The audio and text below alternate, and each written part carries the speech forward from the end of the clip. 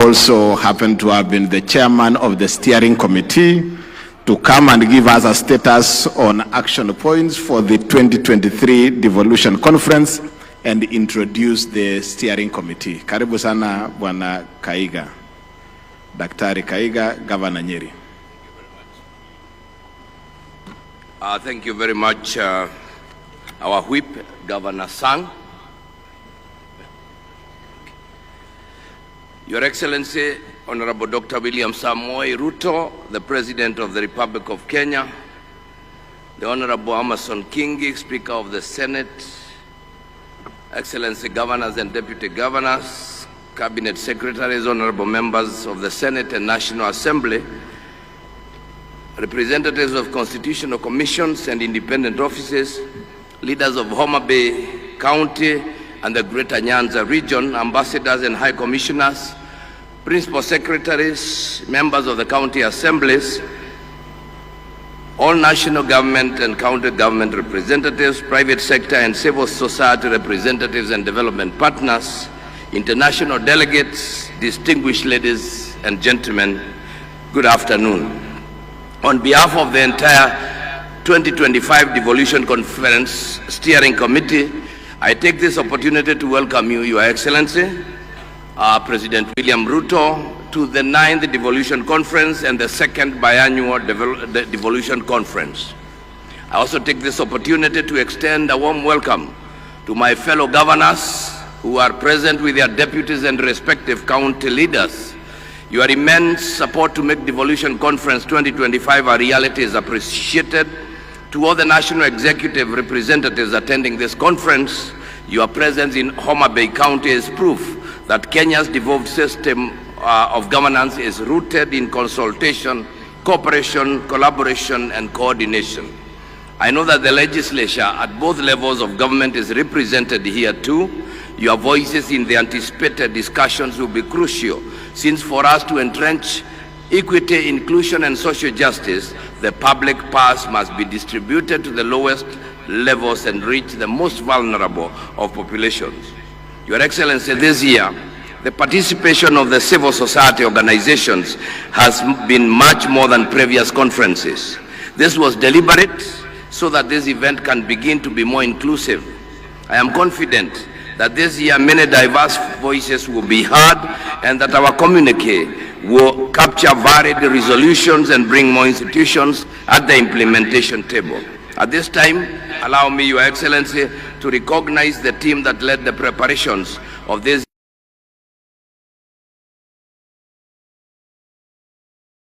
the auditorium to clap for you. The esteemed steering committee was chaired by myself and its membership comprised of Governor Gladys Wanga, Senator Catherine Muma, thank you, Senator Beatrice Ogola, the Principal Secretary Mr. Michael Enasalon, the Honorable Chege Mwaura, Secretary General of the County Assemblies Forum, Ms. Gloria Wawera, Chief Executive Officer of the National Council, Youth Council, and Mr. Tom Were of ACT. Allow me to also recognize the Chair of the Planning Committee, Ms. Mary Moiti, the CEO of COG, and I convey immense gratitude to all the institutions who participated in preparations. Asanteni sana, and like they say here, erokamano. Your Excellency, it will be wrong of me if I don't mention that the conference was planned, executed fully by our indomitable staff at the Council of Governors, and I appreciate all of them. Distinguished ladies and gentlemen, it is my privilege to deliver this progress report on behalf of the Council of Governors regarding the implementation of the communique adopted at the first biannual devolution conference held between the 15th to the 19th August 2023 in Uasin Gishu County under the theme 10 years of devolution, the present and the future. I will highlight just key milestones in implementation of the 2023 resolutions. First is the coordination in project and program implementation. Your Excellency, the Office of the Deputy President is working with ministries, departments, and agencies to synchronize the interventions of different government entities to eliminate duplicity and enhance efficiency. The Presidential Economic Transformation Secretariat, PETS, has undertaken a comprehensive review of projects across all sectors to align them with national priorities. The synchronization and identification of these projects to the ward level has greatly eased silos and enhanced coordination. Automation and digitalization of services was the second one, and county governments have automated services in different sectors. Murang'a, Kisumu, Makueni and counties have fully automated their services, while other counties have partially done it. The e-citizen has brought together over 16,000 government services, and this comprehensive digital platform integrates services from more than 100 ministries, counties, departments and agencies, streamlining access for citizens and residents across Kenya. The third one was own source revenue. Counties collected Kenya shillings 58.95 billion in the financial year 2023-24, which is 72.5% of their target, marking the highest revenue performance in 11 years. 10 counties surpassed their OSR targets in financial year 2023-24. All the 47 counties are currently automating their revenue systems to enhance transparency and zero leakages in revenue collection. On number 5, which is transfer of county functions, the unbundled functions were gazetted under Gazette Notice number 219 dated 16 December 2024. What remains pending is the costing process, which will pave way for adequate resourcing of county functions. On legislation of land and bridging the gender gap in land ownership, the National Land Information System, dubbed ADISASA, was successfully rolled out in Nairobi County, Mombasa Island and Mombasa County, and some parts of Murang'a County. County governments have also established land information management systems like Kajiado, Makueni and Murang'a counties. The Adhi Haki Mob app in Taita Taveta County and the mobile-based reporting tool in Kakamega County are some of the innovative interventions implemented within the 2-year period that aggregate real-time data on women's land tenure issues. Kakamega, Busia, Nairobi and Mombasa counties, in partnership with Athi kwa Kina Mama, AKIMA project led by We Effect, implemented a project aimed at increasing women's access to land rights by establishing safe spaces for grassroots land rights defenders within the reporting period.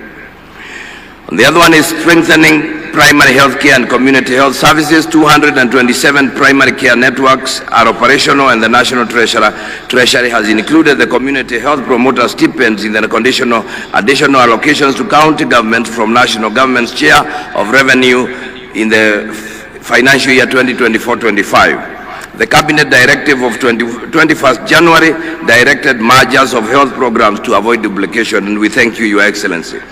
We are creating a conducive environment for the youth to carry out business.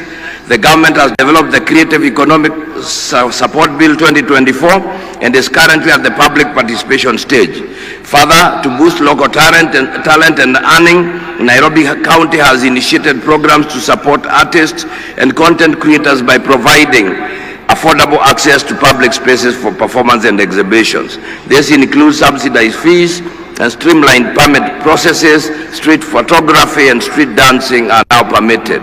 Mombasa County, on the other hand, has several creative hubs, including the Mombasa Innovation Hub, Swahili Port Hub, Jukwa Arts, among others. On forestry and tree growing, the Ministry of Environment, Climate Change and Forestry has undertaken mapping of both tree and forest cover in the country to inform the tree growing targets of achieving 30% tree cover by 2032. Ladies and gentlemen, I applaud all stakeholders and partners who facilitated the full implementation of the 2023 communique. Any ongoing efforts must be concluded. The full matrix containing the status of all the 2023 resolutions can be accessed at the Marifa Center, the Knowledge Hub for COG. To maintain momentum, we must strengthen intergovernmental collaboration to fast-track pending legislation and ensure equitable resource allocation. There is also need to deepen engagement with the private sector to bridge funding gaps. Number 20, let us recommit to this collective endeavor, ensuring that the resolutions of the Devolution Conference 2025 will continue to build on the progress we have witnessed and spurs to greater heights in championing devolution. I wish all of the delegates a wonderful time at this conference. Thank you very much. Let's appreciate the chairman of the steering committee, Governor Kahiga. At this point, I want to invite Governor Muranga to come and showcase a county innovation, as the technical team also prepare the